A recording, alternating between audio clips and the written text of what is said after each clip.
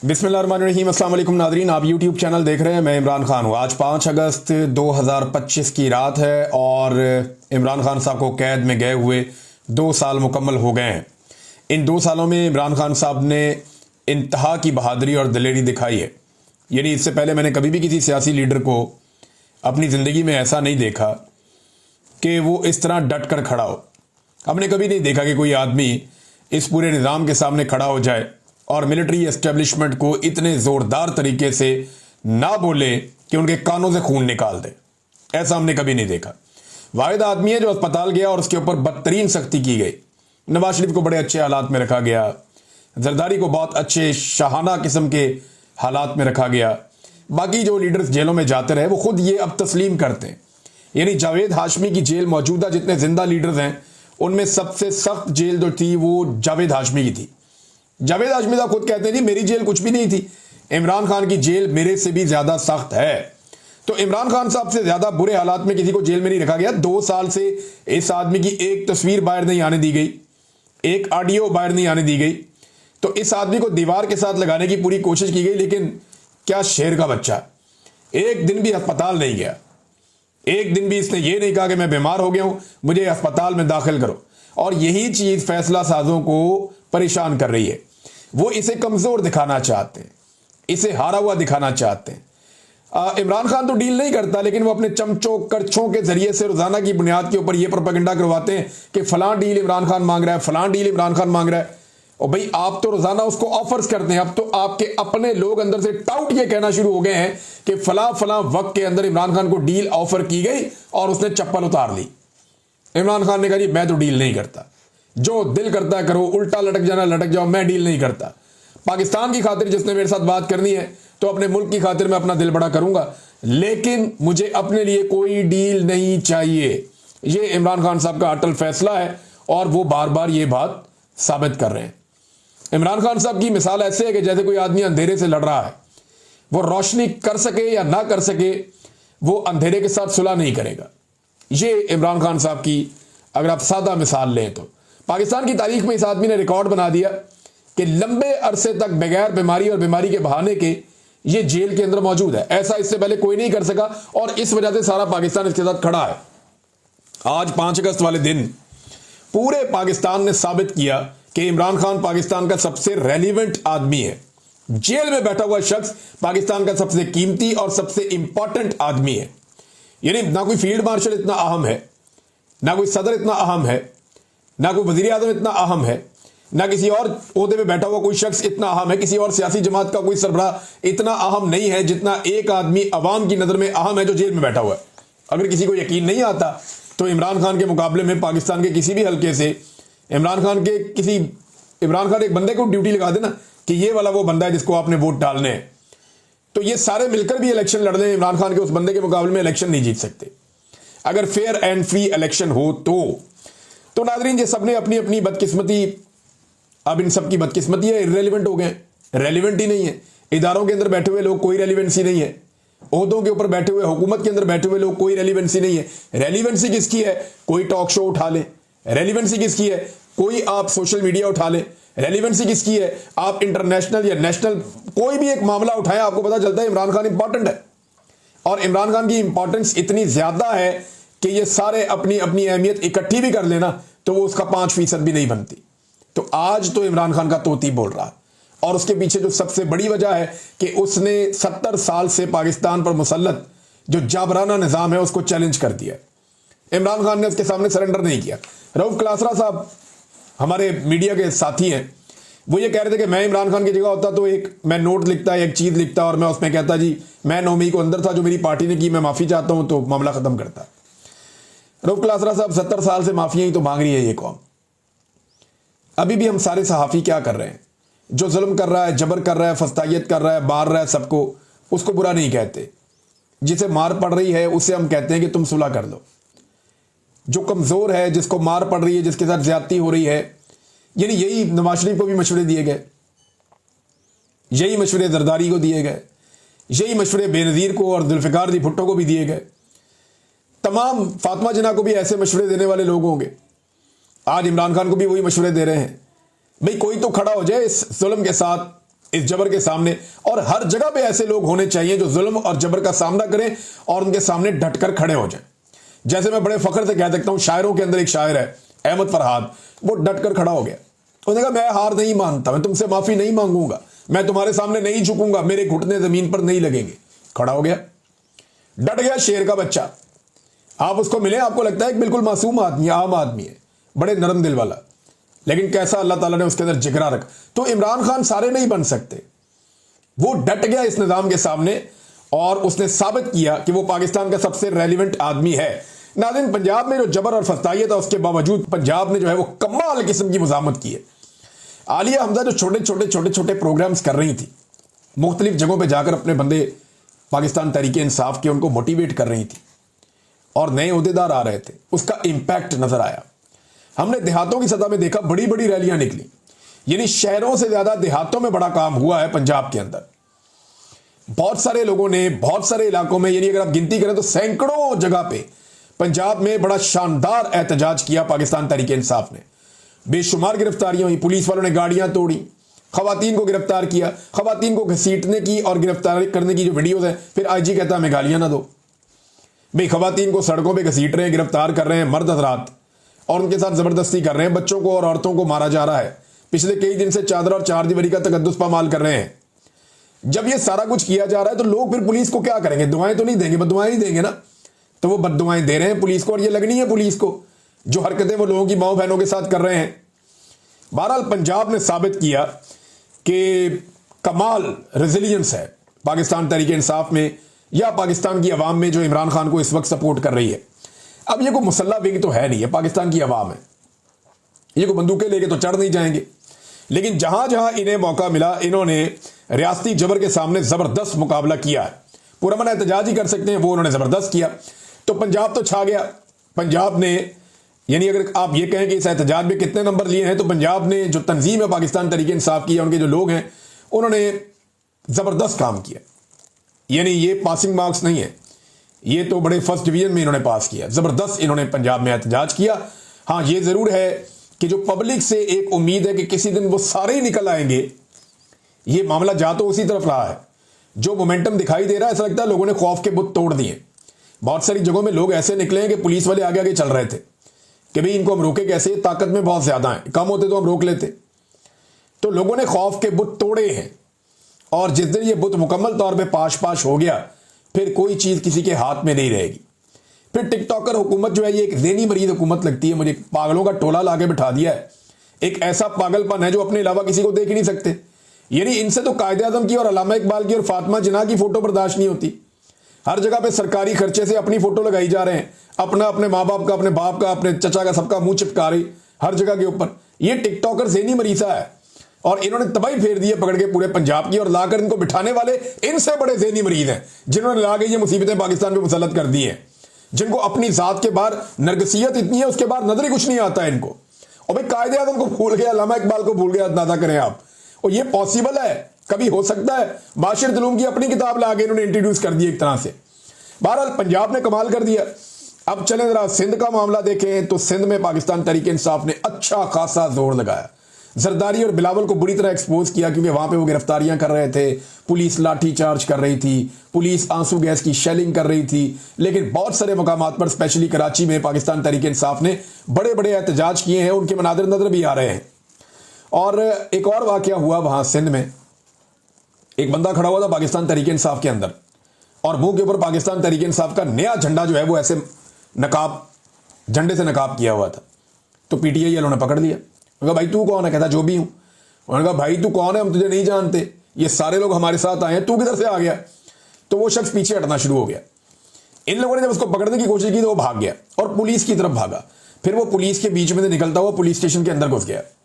यानी आप अंदाजा करें कि ये इस तरह से जाली लोगों को शामिल करवाते हैं तहरीके इंसाफ या किसी भी पॉलिटिकल पार्टी के अंदर। यानी कोई पॉलिटिकल पार्टी अगर एहतजाज कर रही है और एजेंसियों को वो एहतजाज पसंद नहीं है, या नामालूम अफराद को वो एहतजाज पसंद नहीं है, तो वो अपने नामालूम लोग उन्हीं के बीच में भेस बदल के शामिल कर देते हैं, उन्हीं लोगों से 2 नंबर कार्रवाइयां करवाते हैं और दूसरे तस्वीरें और वीडियोस बनाते हैं, और बाद में ये प्रोपेगेंडा करते हैं कि जनाब इन लोगों ने ये देखें वो गाड़ी को आग लगा रहा है, वो देखें वो गाड़ी को तोड़ रहा है। हालांकि पंजाब के अंदर जो गाड़ियां तोड़ी हैं वो पुलिस वालों ने तोड़ी हैं, और ये सारी तस्वीरें और वीडियो मौजूद हैं।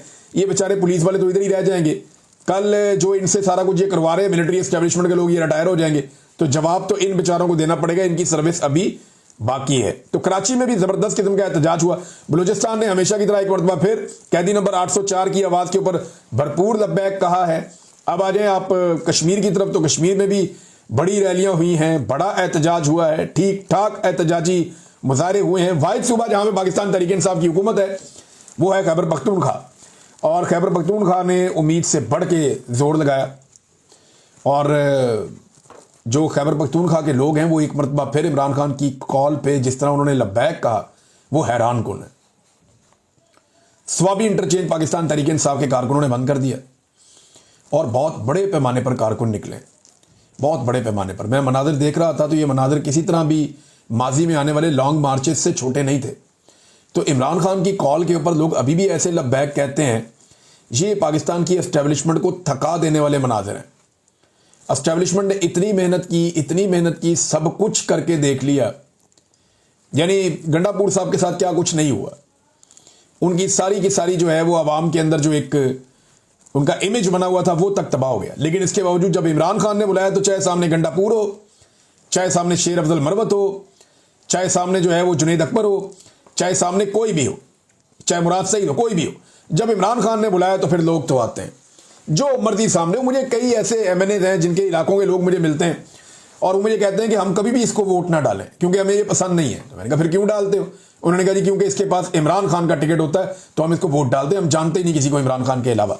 तो ये नादरीन इमरान खान है जिसको खैबर पख्तूनख्वा लब्बैक कह रहा है। बहुत बड़ा एहतजाज हुआ, लेकिन हाँ कुछ चीज़ें पाकिस्तान तहरीक इंसाफ ने क्लेम किया था कि वो सरप्राइज देगी 5 अगस्त 2025 को, तो वो सरप्राइज था तो सरप्राइज नहीं था। यानी एक रवायती किस्म का एहतजाज था जो पॉलिटिकल पार्टीज करती हैं, लेकिन इसकी शिद्दत बड़ी ज़बरदस्त थी। लोगों ने बड़ा खौफ के बुत तोड़ कर उन्होंने साबित किया कि वो तगड़े होकर निकले हैं। लेकिन वो जो एक अलग किस्म का सरप्राइज होता है वो हमें सरप्राइज नहीं मिला। रास्तों की बंदिश का कहा गया था कि बहुत सारे रास्ते बंद कर दिए जाएंगे, तो इक्का दुक्का रास्तों के अलावा कोई बंदिश की रिपोर्ट नहीं हुई। हुकूमत को एक्सपोज करने में पाकिस्तान तहरीक इंसाफ कामयाब हुई है। बुरी तरह हुकूमत को एक्सपोज किया कि हुकूमत की पॉपुलैरिटी, जमहूरियत ये सब जाली है, और अवामी मकबूलियत के जो दावे हुकूमत के उनका भी पोल खोल कर रख दिया है इन्होंने। दूसरा, अब 14 अगस्त तक दोबारा जोर लगाया जाएगा, मामला यहाँ रुकेगा नहीं। लेकिन एक अच्छा खासा तगड़ा एहतजाज पाकिस्तान तहरीक इंसाफ करने में कामयाब हो गई है। खवातीन पर तशद्दुद की मुतअद्दिद वीडियोज आ चुकी हैं। रिहाना डार साहबा को ज्यादा पुलिस वाले घसीट कर लेकर जा रहे हैं, और एमएनएस को नादरीन पार्लियामेंट में बंद कर दिया गया। अच्छा, एमएनएस ने दिया सरप्राइज सबसे बड़ा। उन्होंने मीडिया को बताया कि हम पार्लियामेंट में इकट्ठे होंगे, वहां से निकलेंगे। मीडिया कैमरे लेकर पार्लियामेंट में पहुंच गया और पुलिस डंडे लेकर और ताले लेकर पार्लियामेंट में पहुंच गई।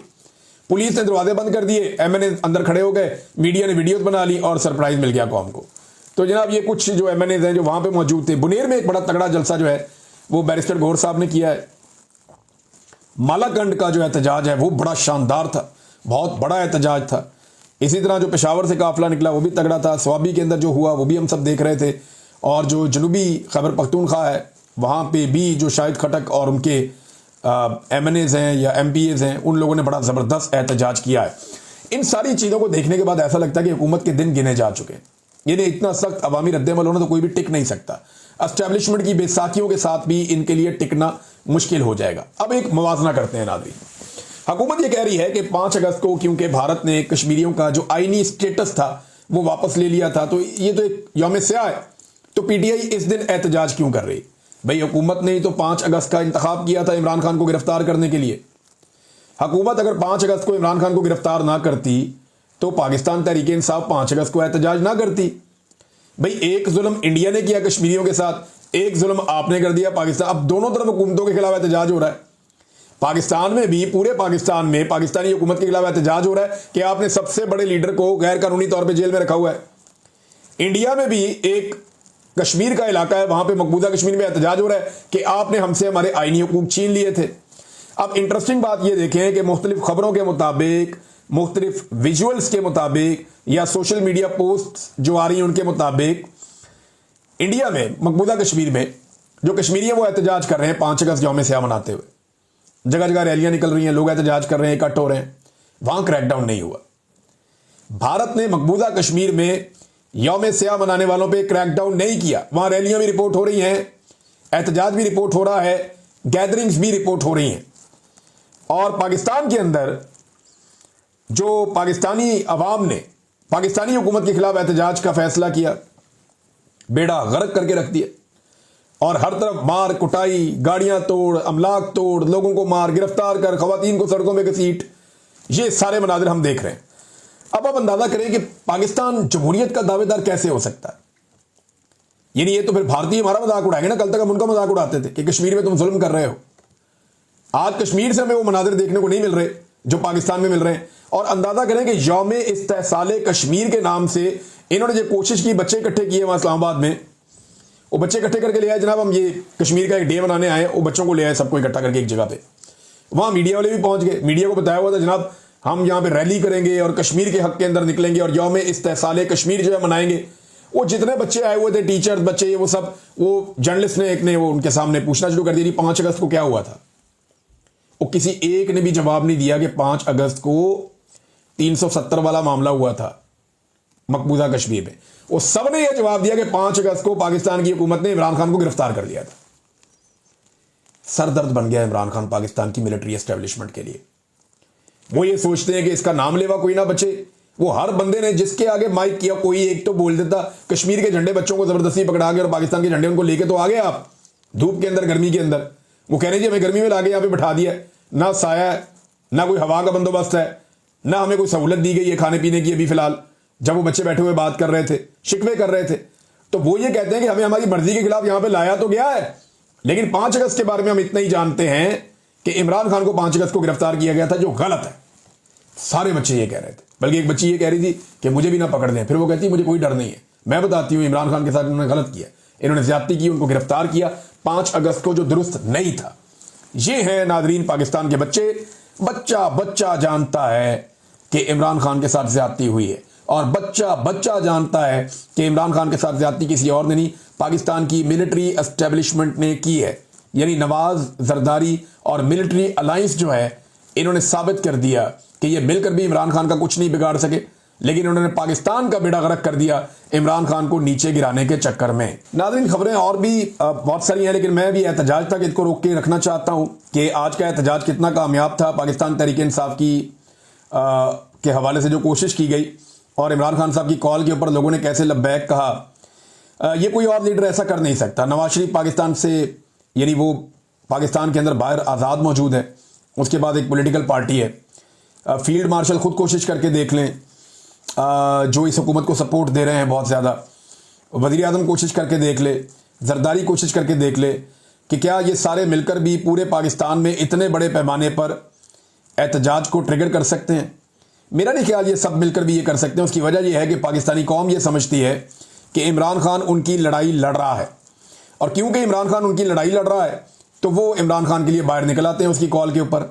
अब सवाल ये पैदा होता है कि जिस तरह खौफ के ये बुत टूट रहे हैं और गुज़िश्ता 3 साल की फस्तायत कुछ भी नहीं कर पाई, तो अब दोबारा से रिव्यू करना पड़ेगा अपनी पॉलिसी को, या ये एस्टीमेट लगाना पड़ेगा कि मौजूदा निज़ाम के पास कितना वक्त बाकी है। मैं नहीं जानता कि इनको कितना वक्त मिलेगा, लेकिन मैं ये जानता हूं कि ये चिंगारी एक लगने की देर है। ये सारे बारूद पे बैठे हुए हैं और अवाम ने खौफ का बुत तोड़ दिया है। जिस दिन अवाम ने मुश्तरका तौर पर निकलने का फैसला किया या किसी एक इंसिडेंट ने इन सबको भड़का दिया, उसके बाद किसी को भागने की जगह भी नहीं मिलेगी। हसीना वाजिद का खाना तैयार था जब वो छोड़कर भागी अपना मुल्क, गरम गरम खाना वहीं पे रह गया था और उसको फौरी तौर पे मुल्क से निकलना पड़ा। अगर वो चंद मिनट और वेट करती हसीना वाजिद और बांग्लादेश से निकलने में देर करती तो शायद बहुत देर हो जाती। तो भागने का मौका भी नहीं मिलता जब अवाम खड़ी होती है। और पाकिस्तानी, ये आप बांग्लादेश को भूल जाएंगे जिस दिन पाकिस्तानियों ने कमर कस ली और पाकिस्तानी सीधे हो गए। मैं पाकिस्तानियों को अच्छी तरह जानता हूं, मैं पाकिस्तान के एक एक कोने में फिरा हूं। ये लोग देर जरूर कर रहे हैं, लेकिन इनके बारे में एक बात मैं आपको बताऊं कि जिस दिन ये आएंगे उस दिन सब कहेंगे कि देर आए दुरुस्त आए, और ये सारा कुछ सीधा करके जाएंगे और ये 24-48 घंटे में कर देंगे सब कुछ। अब तक इतनी अपना ख्याल रखिएगा, अपने चैनल का भी। अल्लाह हाफिज़।